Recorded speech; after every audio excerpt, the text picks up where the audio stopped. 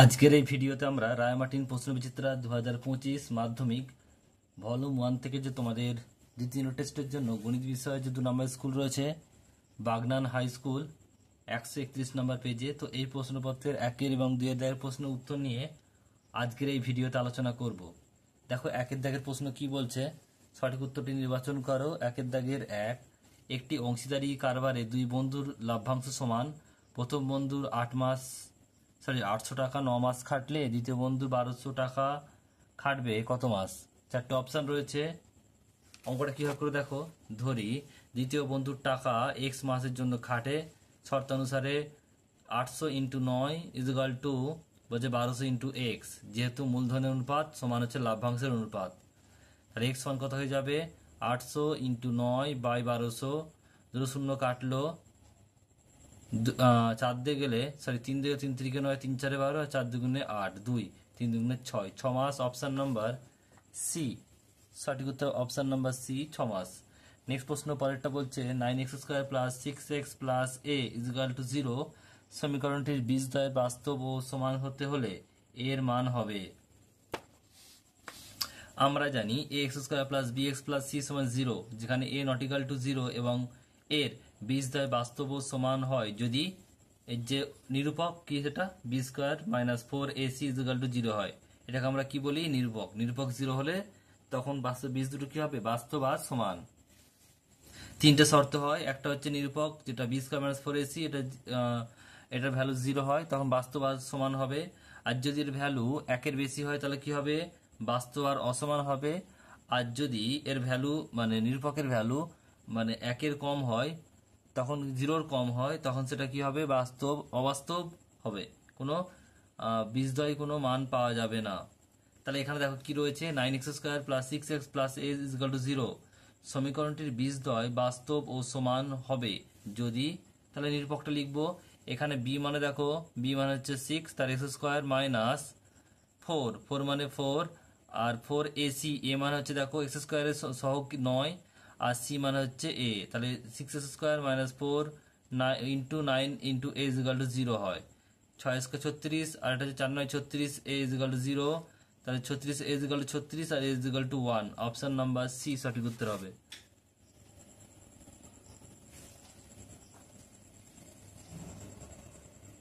Next প্রশ্ন পরেরটা বলছে দেখো 3 এর প্রশ্ন, এক্স বলছে ওয়াই এর সঙ্গে সমানুপাতে আছে এবং জেড বলছে ওয়াই এর সঙ্গে ব্যস্তানুপাতে হলে তাহলে সম্পর্কটা কি লিখতে হবে? 4টে অপশন রয়েছে। তাহলে এক্স বলছে এক্স ওয়াই এর সঙ্গে সমানুপাতে আছে, তাহলে এক্স সমান কি হবে q1y, যেখানে q1 হচ্ছে অশূন্য ভেদ ধ্রুবক, তাহলে ওয়াই সমান হচ্ছে এক্স বাই q1 সমান হচ্ছে 1 নম্বর সমীকরণ। আবার জেড আছে ওয়াই এর সঙ্গে ব্যস্ত সম্পর্কে, তাহলে Z equal to k2 into 1/y, যেখানে k2 ইকুয়াল টু অশূন্য ভেদ ধ্রুবক, y ইকুয়াল টু k2/z।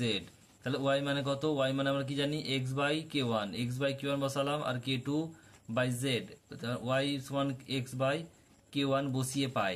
তাহলে x সমান দেখো কোনাকুনি গুণ করছি, তাহলে গুণ করলে কি হবে k1 k2 আর এটা হচ্ছে 1/z, x equal to k1 k2 into 1/z, তাহলে k ইকুয়াল টু এই k1 k2টাকে আমরা একটা ধ্রুবক ধরলাম, সেটা হচ্ছে k3 ইন্টু 1/z, যেখানে k3 equal to k1 into k2 not equal to 0 এবং k3 হলো ভেদ ধ্রুবক।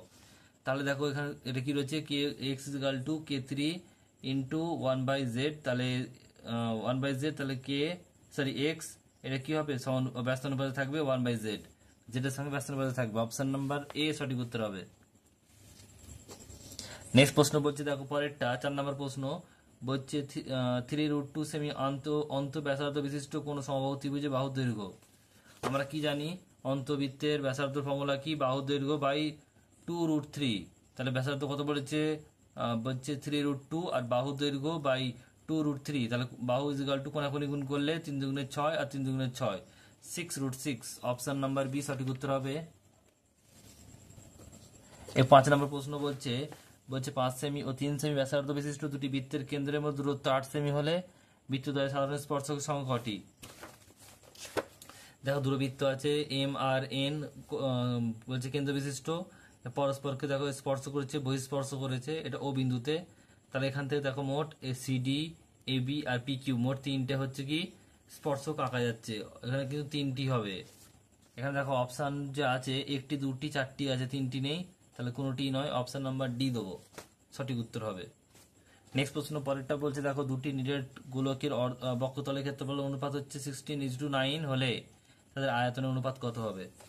ধরি গোলক দুটি ব্যাসার্ধ যথাক্রমে R1 এবং R2, R1 একক এবং R2 একক, শর্তানুসারে 4πr1 square by 4πr2 square equal to 16/9, তাহলে R1 by R2 square whole square equal to 4/3 তার whole square, R1 by R2 equal to 4/3। তাহলে গোলক দুটির আয়তনের অনুপাত কি? 4/3 পাই R1 কিউব 4/3 পাই R2 কিউব, তাহলে 4/3 আর পাই পাই কেটে গেল, তাহলে R1 বাই R2 তার হোল কিউব মানে 4/3 তার হোল কিউব মানে 4 কিউব মানে 64 আর 3 কিউব মানে 27, 64 × 27, অপশন নাম্বার এ সঠিক উত্তর হবে। এবার 7 নম্বর প্রশ্ন, একটি লম্ববৃত্তাকার শঙ্কুর শীর্ষকোণ 60 ডিগ্রি এবং ভূমি ব্যাসার্ধ 14 সেমি হলে শঙ্কুর বক্ষতলের ক্ষেত্রফল কত হবে? দেখো ছবিটা আঁকবে, এটা হচ্ছে এ বি সি, এটা হচ্ছে 60 ডিগ্রি বলেছে, আর এখানে হচ্ছে কি, এটা হচ্ছে লম্ব আছে, তাই এটা 90 ডিগ্রি হবে।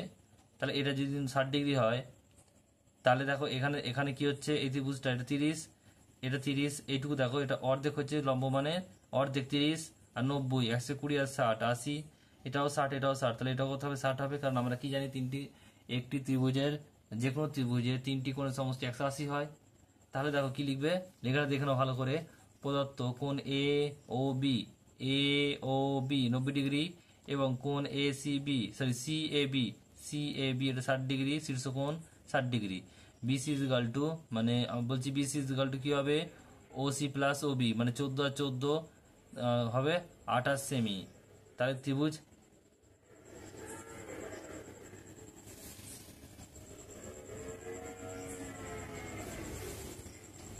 এ বি সি সমবাহু ত্রিভুজ, তাহলে এই চারটি সমবাহু ত্রিভুজ মানে তিনটি বাহু সমান, এ বি সমান এসি সমান বিসি সমান 28 সেমি।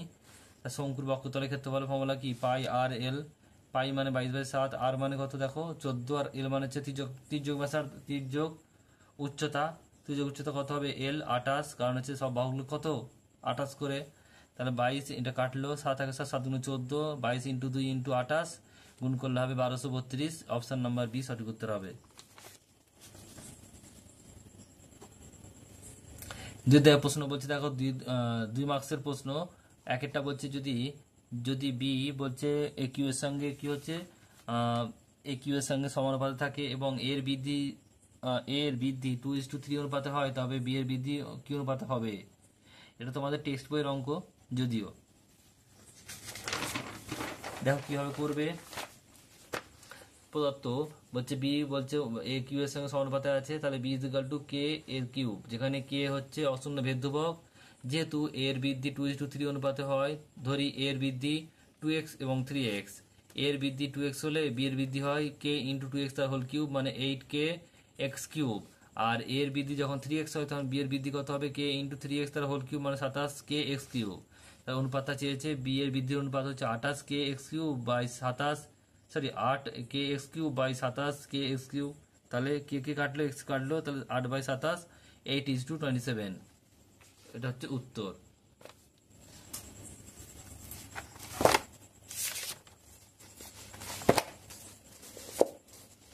নেক্সট প্রশ্ন পরেরটা বলছে দেখো চিত্রে কোণ এ সি বি সমান কোণ বি এ ডি, কোণ এ সি বি আর কোণ B A D B A D, তাহলে এইটা আর এটা সমান, এবং এডি হচ্ছে লম্ব কার উপরে? বিসি উপর লম্ব এডি, তাহলে এসি হচ্ছে 15 সেমি, এবি হচ্ছে 20 সেমি এবং বিসি হচ্ছে 25 সেমি হলে এডির উচ্চতা দৈর্ঘ্য লেখো। তা দেখো কিভাবে করবে, এ বি সি এর তো বি রাখলাম, ডি এর মাপ দিয়ে দিচ্ছে 20 15 আর হচ্ছে 25, প্রদত্ত এবি 20 সেমি, এসি হচ্ছে 15 সেমি আর বিসি হচ্ছে 25 সেমি, আর এডি হচ্ছে লম্ব বিসির উপর, যেখানে এডি হচ্ছে ত্রিভুজের উচ্চতা, তাহলে ত্রিভুজ এ বি সি এর পরিসীমা ফর্মুলা কি? সবগুলো যোগ করব, AB plus AC plus BC মানে 20 প্লাস 15 প্লাস 25 মানে 60 সেমি, তাহলে বিষমবাহুর এ বিসি এর অর্ধ পরিসীমা এস সমান কত হবে? আমরা পরিসীমা বাই 2 করব মানে 30 সেমি। তাহলে আমরা কি জানি এর ক্ষেত্রফলের ফর্মুলা, বিষম ত্রিভুজের ক্ষেত্রফল ফর্মুলা কি? A root under S minus A S minus B S minus C, just value বসাবো, এস মানে হচ্ছে 30 আর এ মানে হচ্ছে 20 আর বি মানে হচ্ছে 25, সি মানে হচ্ছে 15, তাহলে 30 আর এটা হচ্ছে কত, বিয়োগ করলে হবে 10, এটা করলে হবে 5 আর এটা করলে হবে 15, এবার দেখো গুণ করছি 30 10 কে 300 আর 3 5 15 মানে 1500, এটা হচ্ছে কত 15। তাহলে 1500 থেকে দুটো 15 জন একটা 15 বেরোলো আর 100 জন একটা 10 বেরোলো, তাহলে 15 10 এটা হবে কত 150 বর্গ একক। এবারে শর্তানুসারে কি জানি আমরা, ক্ষেত্রফলের ফর্মুলা কি, হাফ ইন্টু ভূমি ইন্টু উচ্চতা, হাফ মানে হাফ আর ভূমি মানে হচ্ছে 25 আর উচ্চতা হচ্ছে এডি বের করতে হবে। আর এটা হচ্ছে কত সমান কত, ক্ষেত্রফল কত বেরিয়েছে 150, তাহলে এডি সমান কত হলো 150 ইন্টু 2/25, 25 থেকে কাটলে 6 25 150 মানে 150, আর এটা কত হচ্ছে 6 দুগুণে 12, 12 সেমি উত্তর। নেক্সট প্রশ্ন পরেরটা বলছে দেখো 4 সেমি ব্যাসার্ধ বিশিষ্ট দুটি গোলক, একটি গোলক ও একটি অর্ধগোলকের সমগ্রতলের ক্ষেত্রফলের অনুপাত। 4 সেমি ব্যাসার্ধ বিশিষ্ট গোলকের সমগ্রতলের ক্ষেত্রফল হচ্ছে 4 পাই আর স্কোয়ার মানে 4 স্কোয়ার, তাই 64 পাই বর্গ সেমি। আর 4 সেমি অর্ধগোলকের কি হবে, সমগ্রতলের ক্ষেত্রফল হচ্ছে 3 পাই আর স্কোয়ার মানে 4 স্কোয়ার মানে হচ্ছে